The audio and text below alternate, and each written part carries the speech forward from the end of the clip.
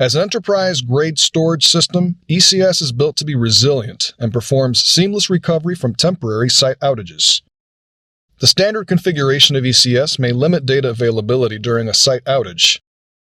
Fortunately, some options are made available to the administrator to allow some degree of flexibility during a site outage. In this section, we look at configuration options and how they affect ECS behavior in serving client requests during a service outage. ECS provides mechanisms to recover from failure scenarios and causing an outage. An outage is defined by the type of event that caused it and can be categorized in two types, temporary or permanent. With a temporary site outage, or TSO, the expectation is the site or VDC can be restored to service and be rejoined to the Federation. Loss of network connectivity and general power outage are typical causes of TSO. A PSO, or permanent site outage, defines failures from which a VDC on a site is not recoverable. A natural disaster is a typical cause of a PSO. ECS supports recovery from only a single VDC failure at a time. If multiple VDCs fail, there is a possible loss of data. Thus, ECS tolerates the loss of one VDC without losing data.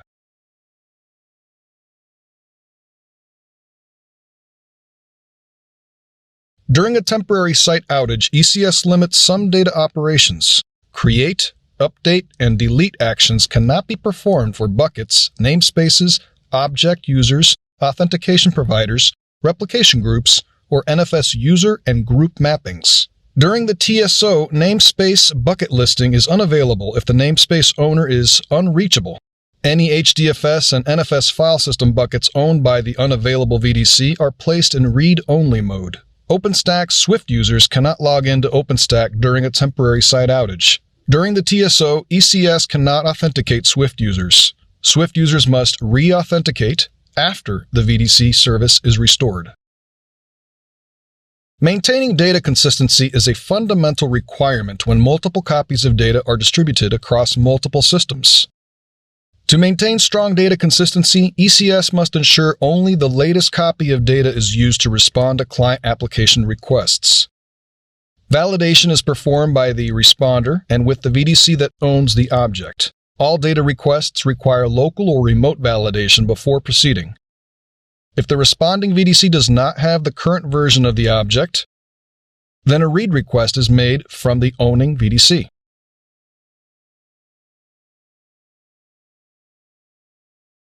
A bucket option, Access During Outage, is available for selection during bucket creation. The option is disabled by default. It can be enabled for a bucket and not for others, and can be changed at any time as long as the VDC is online. The option cannot be changed during a failure. If enabled, the read-only access during outage-related option is offered. The ADO, or Access During Outage option, is available at the bucket level. The administrator can decide to enforce the option or not for each bucket. The option can be changed at any time as long as the VDCs are online. It cannot be changed during a VDC failure. If the ADO option is disabled, strong consistency is maintained. ECS serves only requests where the data consistency is confirmed. If the ADO option is set to enable, consistency behavior changes to eventual. That behavior allows the serving of read and write requests to all geo-replicated data from an online site, regardless of ownership. It accomplishes this by allowing usage of the replicated metadata, even if the authoritative copy on the owner VDC is unavailable. The read-only access during outage option becomes available when ADO is first enabled. When the read-only ADO option is enabled, the consistency behavior changes to eventual. The behavior only allows the serving of read requests to all geo-replicated data from an online site, regardless of ownership.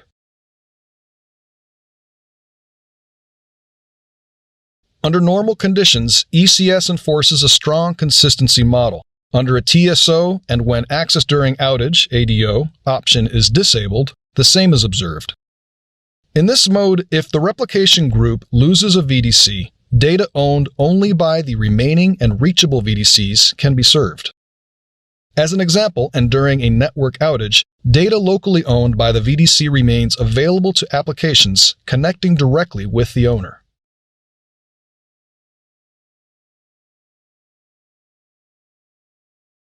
Let's look at the requirements for successful I/O operations when a federation of VDCs temporarily loses access to a VDC. Read object requires first accessing the object metadata from the object owner. If the requesting VDC is the object owner and the ATO option is disabled, then the request succeeds. Having the ATO option disabled ensures the object owner never changes, so there's no need for an object owner to verify with the bucket owner that it is still the object owner. If the requesting VDC is the object and bucket owner, then the request succeeds because the bucket owner is the authority of who the object owner is, regardless of whether ATO is enabled or not. If the object owner is remote, the VDC needs to check with the bucket owner to find the object owner. If either the object owner or bucket owner VDCs are unavailable to the requester, the read operation fails. Updates to objects requires successful update to the object metadata on the object owner. If the requesting VDC is the object owner and ATO is disabled, then the request succeeds. If the requesting VDC is the object and bucket owner, then the request also succeeds. If the object owner is a remote requesting VDC, it needs to check with a bucket owner to find the object owner. If either the object owner or bucket owner VDCs are unavailable to the requester, the update operation fails. A create object operation includes updating the bucket listing with a new object name. The operation requires access to the bucket owner and only succeeds if the requesting VDC has access to the bucket owner. Listing objects in a bucket requires both listing information from the bucket owner and head information for each object in the bucket. Therefore, a bucket listing request fails if the VDC serving the request cannot access the bucket owner or all object owners contained in the bucket.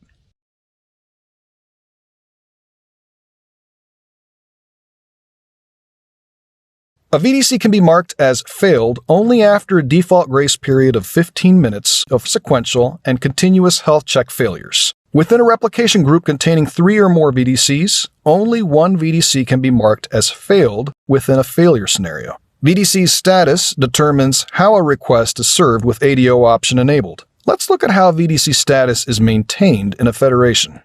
All VDCs continually perform health checks between each other.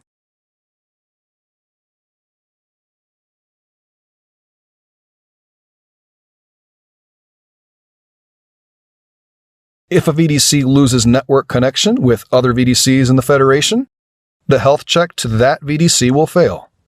If the health checks continue to fail for the same VDC over the duration of the grace period, the VDC who first noticed the failed condition notifies the federation.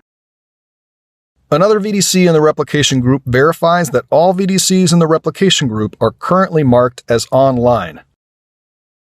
If all other VDCs are online, the verifying VDC marks the VDC with the failed health check as failed. If one VDC is marked as failed, the second VDC is not marked as failed. Only one VDC within a replication group can be marked as failed at a given time.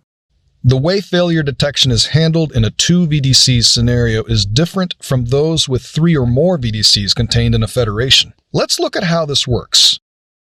Both VDCs continually perform health checks between each other.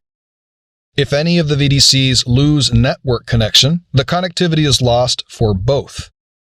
The health checks for each other fail.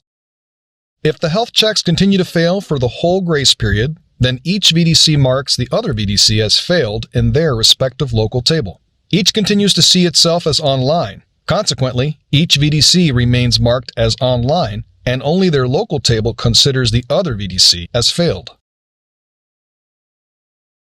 As previously seen, a VDC can be marked as failed when the heartbeat is lost between VDCs over a sustained period. However, and depending on the network issue, a failed VDC may still be accessible by applications if they can directly connect to the VDC.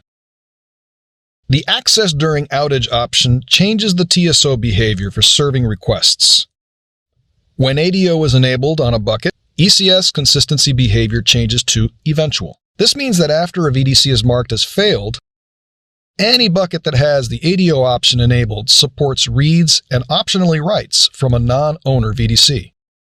This is accomplished by allowing usage of the replicated metadata when the authoritative copy of the owner VDC is unavailable. The benefit of enabling ATO is to allow access to data after a VDC is marked as failed. The disadvantage is that the data returned may be outdated. The ADO option can be changed at any time except during a VDC failure. When ADO option is enabled, an additional option named Read-Only Access During Outage is available. The option has the effect to only allow read and list operations on the assigned bucket. The purpose is to ensure object ownership never changes and removes the chance of conflicts caused by object updates on both failed and online VDCs during a TSO. The drawback of the Read-Only ATO option is when a VDC is marked as failed. No new objects can be created and no existing objects in the bucket can be updated until after all VDCs are back online. The Read-Only ATO option is configured during bucket creation and cannot be modified afterwards.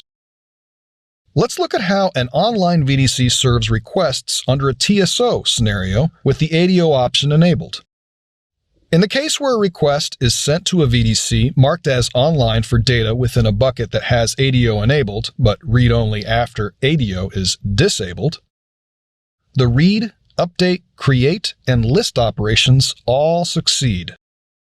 In the case where a request is sent to a VDC marked as online for data within a bucket that has ATO enabled and read-only after ATO is enabled, only read and list operations succeed, while update and create operations fail.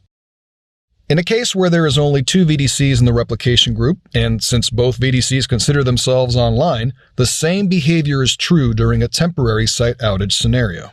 Let's look at how a VDC marked as failed serves requests under a TSO scenario with the ATO option enabled. The I/O request success depends on its type, but also on VDC ownership. A request is sent to a VDC marked as failed for data within a bucket that has ATO enabled, but read-only after ATO is disabled. A read request succeeds only if the VDC is both the bucket and the object owner. An update request succeeds only if the VDC is both the bucket and the object owner. A create request succeeds only if the VDC is the bucket owner.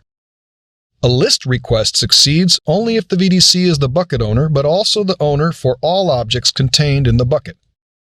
A request is sent to a VDC marked as failed for data within a bucket that has ATO enabled, but read-only after ATO is enabled. Read and list requests succeed with the same conditions of ownership. Create and update requests are blocked regardless of ownership.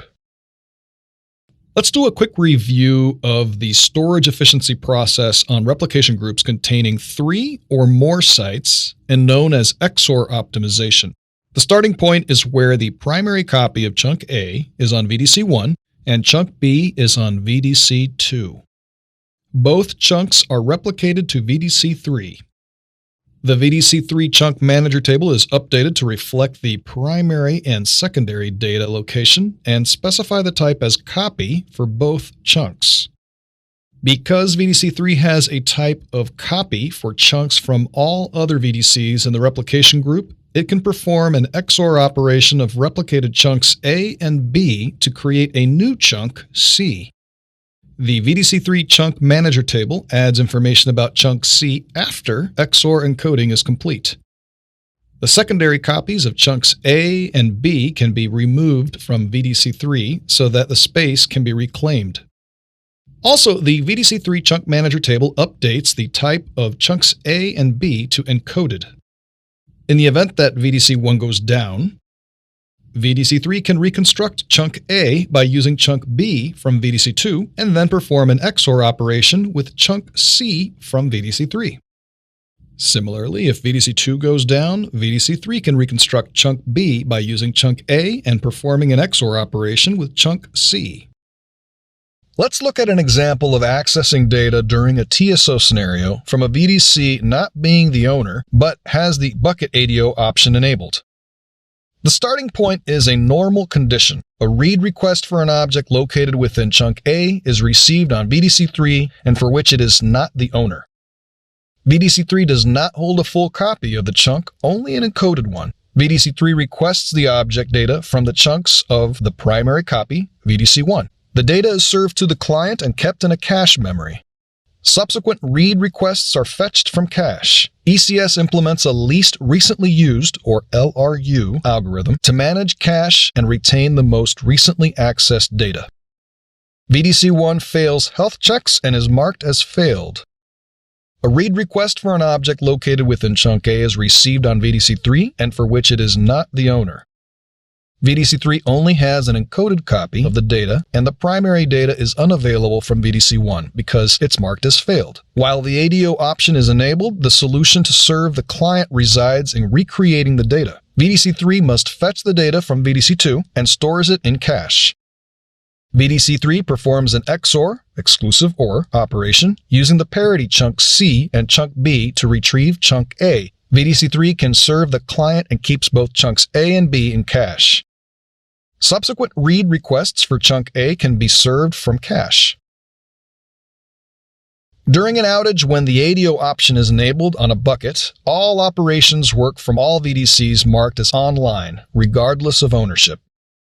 If an object is updated from a non-owner VDC during a TSO, the responding VDC assumes the object ownership. This can lead to situations where the results for operations such as read and list can differ depending on whether the request was sent to an online or a failed site. After connectivity is restored between VDCs, the replication queue starts processing again and reconciliation begins. Reconciliation includes ensuring consistency in object ownership across VDCs. Objects from the failed VDC may become outdated and superseded. The second reconciliation rule is during a TSO. If the same object is updated on two separate VDCs, the copy on the non-owner VDC takes precedence and becomes the authoritative copy. As an example, an object owned by VDC1 is updated on VDC1 and VDC2 during a TSO. Upon reconciliation, the changes on VDC2 become the authoritative copy. The changes on VDC1 are unreferenced and marked for space reclamation. Let's look at some object operation examples during a temporary site outage, but also during the reconciliation process after the TSO. In the scenario, the ATO option is enabled, but the read-only option is disabled. The starting point is a normal situation. Object A is written to bucket A via VDC1. VDC1 becomes the object owner. Object A is replicated to VDC2. Object B is written to bucket A via VDC2. VDC2 becomes the object owner. Object B is replicated to VDC1. Object A is updated via VDC2. VDC1 remains the object owner. The updated portion of object A is replicated to VDC1, meaning that the entire object isn't replicated. Only the changes and the object table mapping is updated to reflect the new data locations. VDCs 1 and 2 lose network connectivity to each other. Object C is written to bucket A via VDC1. VDC1 becomes the object owner. The object is added to the replication queue. The replication queue cannot be processed because the link between sites is down.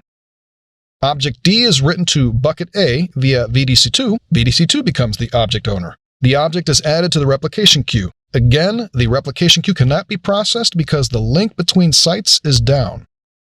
Object A is updated via VDC2. Since VDC1 is the owner and ATO is enabled, the write is successful and VDC2 becomes the new VDC owner. The update is added to the replication queue. The replication queue cannot be processed because the link between sites is down. Object A is updated via VDC1. VDC1 believes it is still the object owner. The update is added to the replication queue. The replication queue cannot be processed because the link between sites is down. Network connectivity is restored between sites. Reconciliation starts automatically. The replication queue is processed. Since object A was updated on VDC2 during the TSO, it has taken ownership of the object. VDC2 updates VDC1's ownership information to reflect VDC2 as the owner. It also sends over updates. If they overlap with updates that occurred on VDC1 during the update, VDC1's updates are unreferenced and available for space reclamation. In this example, the first letter in the object was overwritten on VDC2 as an I, and on VDC1 as a G. Since VDC2 is now the authority, the change is reflected on both copies. Also, VDC1 updates its ownership information for object A and sets VDC2 as the new owner.